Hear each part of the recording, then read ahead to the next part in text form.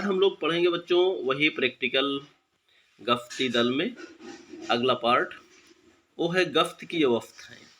गफ्त की 3 अवस्थाएं होती हैं मित्रों। इसमें बहुत कुछ समझाना नहीं है आपको, जो भी है चूँकि बहुत ही सरल भाषा में हमने लिखा भी है, इसमें आपको अलग से ज़्यादा समझाना नहीं है। ठीक है, जो भी होगा आपको समझाते चल ही रहे हैं। ठीक है मित्रों, एक बार फिर से कहेंगे, लाइक और सब्सक्राइब आप जरूर कर दिया कीजिए। चलिए, गफ्त की अवस्थाएं। गफ्त की मुख्यतः 3 अवस्थाएं होती हैं। पहला नंबर तैयारी, यानी जिसको गफ्त करने के लिए भेजना है, जो दलों को भेजना है, उसकी तैयारी की अवस्था। क्योंकि खाली हाथ गफ्त करने तो कोई जाता नहीं। ठीक है, क्या क्या चीज़ उनके पास होना चाहिए, वो चीज़ तैयारी के द्वारा जो है, तैयारी के अंतर्गत उन चीज़ों को इकट्ठा भी करके अपने पास रखा जाता है। ठीक है, कार्यवाही या संचालन, यानी शुरुआत कर देना, उसके बाद क्या क्या कार्य करना है।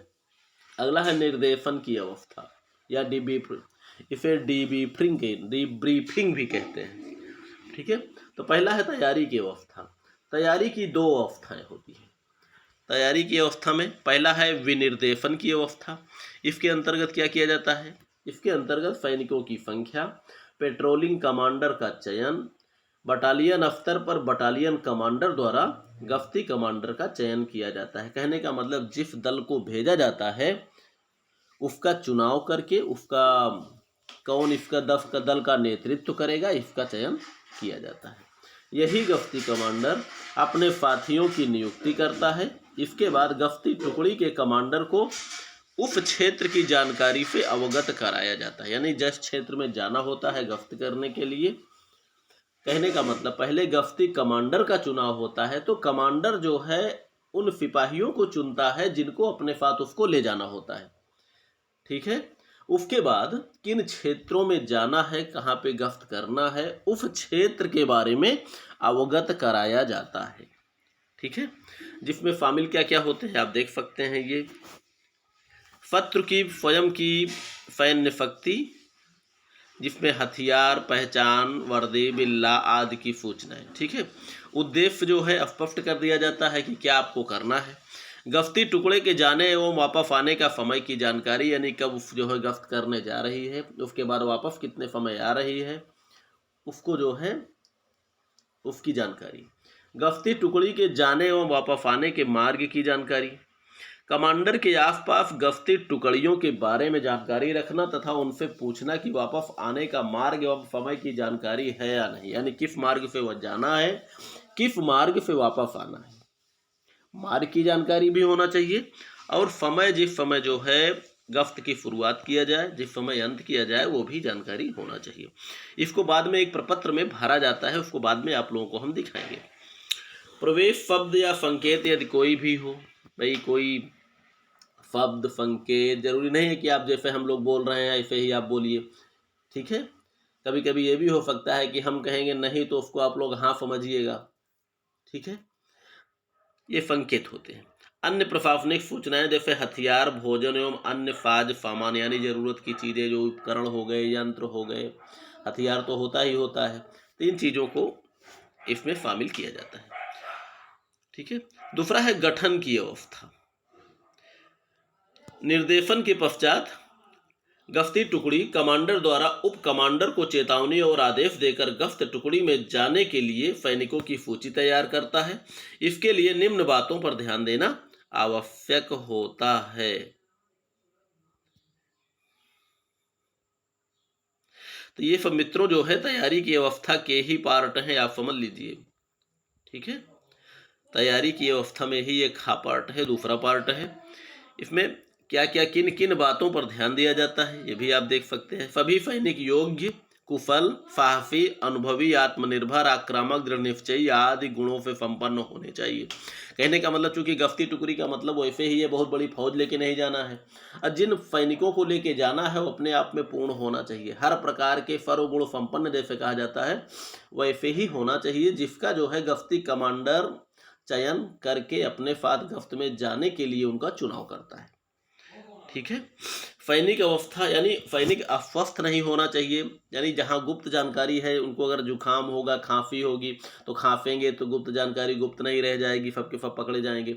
इसलिए खांसी जुकाम उनके पास नहीं होना चाहिए, यानी कोई भी बीमारी नहीं होनी चाहिए।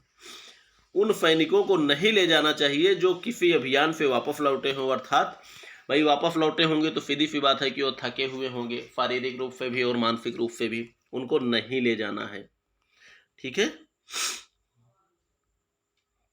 गश्ती दल हल्के हथियार युक्त एवं छोटा दल होना चाहिए, बहुत बड़ा नहीं होना चाहिए। रात्रि गश्त टुकड़ी को पूर्व अभ्यास कराया जाए, यानी रात्रि में गश्त करना है तो रात्रि में गश्त करने का उस टुकड़ी को पूर्ण अभ्यास कराया जाए कि शांतिपूर्ण ढंग से कैसे गश्त किया जा सकता है बिना कोई आवाज़ किए हुए। ठीक है। अगला है चेतावनी आदेश। इसमें जो है गश्त टुकड़ी जब गश्त करने जाती है तो उनको कौन सा चेतावनी आदेश दिया जाता है? चेतावनी आदेश मित्रों इस भी अभी जो है हम लोग तैयारी की अवस्था में ही पढ़ रहे हैं, इतना ध्यान दीजिएगा। वो पहला नंबर में ही तैयारी की अवस्था में ही ये सारी चीज़ें लागू की जाती हैं। चेतावनी आदेश में क्या क्या होता है? इसमें कमांडर उपरोक्त कार्यवाही के बाद सैनिकों को व्यक्तिगत नाम से बुलाकर वर्दी, हथियार, साज सामान, भोजन, आने व जाने का समय, मिलने का स्थान, सुरक्षा साधनों आदि की जानकारी देता है। दूसरा नंबर है खोजबीन करना तथा योजनाएं बनाना। चेतावनी आदेश के बाद कमांडर खोजबीन के लिए मानचित्र, हवाई चित्र, पिछली गश्ती रिपोर्ट का अध्ययन, यानी उसके पहले जो गश्त हो चुका हो उसमें जो भी होता है, जो भी कार्यवाही की गई हो, नई चीज़ें यानी पुरानी चीज़ों की जानकारी उनके पास होना चाहिए। ठीक है। पिछली गश्ती रिपोर्ट का अध्ययन करके निश्चित स्थान पर पहुंचता है, वहां निरीक्षण करके योजना बनाकर एक आदेश तैयार कर लेता है जिसमें आने जाने के मार्ग, संरचना, दिशा सूचक, महत्वपूर्ण चिन्ह, रुकावटें, सीमाएं, संभावित आक्रमण के समय की जाने वाली कार्यवाही आदि को शामिल करता है। रात्रि में मार्च हेतु रात्रिकालीन तालिका, हवा की दिशा, चिन्हों की पहचान आदि के बारे में जानकारी देनी आवश्यक होती है। गश्त कमांडर द्वारा मौखिक आदेश। गश्त कमांडर मिलने वाले स्थान पर मौखिक आदेश इस प्रकार देता है कि कोई बात छूटने ना पाए। आदेश इस प्रकार दिया जाता है, अब देख सकते हैं, प्रमुख चिन्ह या लैंडमार्क जिसे कहते हैं, यानी चिन्हों के बारे में जानकारी होना चाहिए। रास्ते में पड़ने वाले जिसमें प्रमुख चिन्ह है, सूचनाएं या इंफॉर्मेशन, शत्रु एवं स्वयं की टुकड़ियों की स्थिति, शक्ति एवं धरातल आदि की जानकारी दी जाती है। इरादा, इसमें सौंपे गए कार्य एवं अपने इरादे को स्पष्ट एवं संक्षिप्त रूप से बताया जाता है। विधि, इसमें कार्य करने की विधि, आने जाने का मार्ग, समय, संरचना, विषम परिस्थितियों में कार्यवाही, सम्मिलन स्थल यानी मिलने का स्थान आदि की जानकारी दी जाती है। प्रशासन, इसमें अस्त्र शस्त्र यानी हथियार, गोला बारूद, भोजन, चिकित्सा व्यवस्था आदि की जानकारी दी जाती है। भाई रास्ते में मौसम गड़बड़ हुआ, कोई बीमार पड़ गया, खांसी आने लगी, तो थोड़ी बहुत हल्की फुल्की चिकित्सा की जानकारी दी जाती है, कम से कम कुछ दिनों तक तो बिना खांसी जुकाम के रह लें। अंतः संचार, इसमें पेट्रोल कमांडर की स्थिति, पेट्रोल कमांडर वही मित्रों गश्ती कमांडर की स्थिति, चलने, रुकने, स्थिति लेने, एकत्रित होने, संकेत आदि की जानकारी दी जाती है। प्रश्न, इसमें अगर किसी को शंका होता है, कहीं कोई डाउट होती है तो उनसे कहा जाता है कि अगर किसी को कोई शंका हो तो आप प्रश्न पूछकर अपने शंका का समाधान कर लीजिए। ठीक है। भाई जैसे आपने किसी को आप पढ़ा रहे हैं, क्लास में हम लोग भी पढ़ाते हैं, तो जैसे पूछते हैं ना, ठीक है ना, समझ में आ गया, जैसे उसमें होता है अगर किसी को कोई पूछना है तो आप खड़े होकर पूछ सकते हैं। तो वैसे ये भी है कि जो चीज़ें आपको जो निर्देश दिया गया है उसके बारे में संपूर्ण जानकारी आपको बिल्कुल कन्फर्म हो, कहीं कोई शंका हो तो आप पूछ लीजिएगा। ठीक है। ये है प्रश्न, शंका के समाधान के बारे में कमांडर सैनिकों से पूछता है। ठीक है। चलिए, अब गश्त कमांडर को गश्त करने से पूर्व 15 मिनट अपने सैनिकों को अवश्य देना चाहिए। ठीक है। दूसरा नंबर आ जाता है, ये तैयारी की अवस्था हमारी समाप्त हो गई। अब है कार्यवाही या संचालन की अवस्था। इसमें दो प्रमुख बिंदुओं पर ध्यान दिया जाता है। पहला नंबर है संरचना। सभी तैयारी के साथ गश्ती दल की कार्यवाही का प्रारंभ होता है। मार्च करते समय टुकड़ी अपने आकार, भूमि की बनावट और कमांडर की इच्छा अनुसार संरचनाएं अपनाती हैं, जिसमें नियंत्रण, छिपाव, सुरक्षा, भूमि आदि पर विशेष ध्यान दिया जाता है। दूसरा नंबर है गतिविधि। गतिविधि गश्ती दल छिपाव को ध्यान में रखते हुए रात्रि में फायर एवं गति के सिद्धांत का पालन करते हुए आगे बढ़ता है। इसमें मार्च करते समय बार बार फायर पोजीशन लेते हुए एक दूसरे की मदद करते हुए कमांडर अपने स्काउट्स के साथ आगे बढ़ते हुए लक्ष्य के समीप पहुंचने का प्रयास करता है। इसमें निम्न बातों का ध्यान रखा जाता है कि गश्ती दल छोटा एवं गश्त करते समय सभी सैनिकों को सचेत रहना है। रास्ते में पड़ने वाले पुल, गांव, सड़क एवं सीमा चिन्हों से दूर हटकर चलना चाहिए। भाई नज़दीक जाएंगे तो पुलों पर या सड़कों पर लोगों से मुलाकात होगी, भेंट होगी, तो आपकी पहचान आपकी छिप नहीं पाएगी।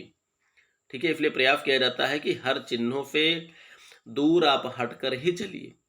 रात्रि के समय सैनिकों को पास पास चलना चाहिए, चारों ओर देखते हुए सुरक्षित चलना चाहिए। मृत शत्रु सैनिकों की तलाशी तथा अपने घायल एवं मृत सैनिकों को वापस लाना, यदि संभव ना हो तो ससम्मान वहीं दफन कर देना चाहिए। वापस आते समय प्राप्त सूचनाओं को शत्रु से बचाना चाहिए। शत्रु से घिरने की अवस्था में, यानी घिर जाए अवस्था में, एक धावक के द्वारा प्राप्त सूचना अपनी यूनिट तक पहुंचाने का प्रयास करें। कहते हैं ना कि हम इनको रोकते हैं, आप निकल के जाके सूचना जल्दी पहुंचाइए। तो जो सैनिक जिसकी गति तेज हो उसको दौड़ाकर जो है अपने जवानों तक निर्देश पहुंचाया जाता है कि जो जानकारी मिल चुकी हो। अकेले शत्रु सैनिक के मिलने पर आक्रमण और पूरे ट्रुप्स के मिलने पर बचने का प्रयास करना चाहिए। युद्धबंदियों को शीघ्र ही हथियार विहीन करके महत्वपूर्ण कागजातों से ले लेना चाहिए। ठीक है, अब ये अंतिम अवस्था है निर्देश से उत्तर अवस्था, या जिसे डीब्रीफिंग कहते हैं। वापस आने पर गश्ती टुकड़ी आराम करती है। फिर पेट्रोल नेता यानी पेट्रोल मास्टर गश्ती कमांडर को, पेट्रोल नेता यानी यहाँ पर जो रहेगा वो गश्ती कमांडर जो गश्त करके वापस लौटा है उसको बुलाकर सारी सूचनाएं लेता है, जिसका उत्तर गश्ती कमांडर एक प्रपत्र भरता है। गश्ती कमांडर एक प्रपत्र के रूप में भर कर देता है। जैसे फार्म होता है ना, आपने क्या क्या किया निर्देश होता है, तो फार्म पे आप जो है लिखित रूप पे आप भर कर आप दे दीजिए। ठीक है, पेट्रोल मास्टर प्रत्येक सैनिक से प्रश्न पूछता है, सबको अलग अलग बुलाकर। इसके बाद समस्त सूचनाएं एकत्रित करके आसूचना अधिकारी यानी खुफिया विभाग जिसे कहते हैं, आसूचना अधिकारी के पास भेज देता है। इन्हीं सूचनाओं के आधार पर शत्रु की स्थिति की जानकारी के आधार पर मानचित्र बनाकर जिसमें सूचनाओं को अंकित कर दिया जाता है।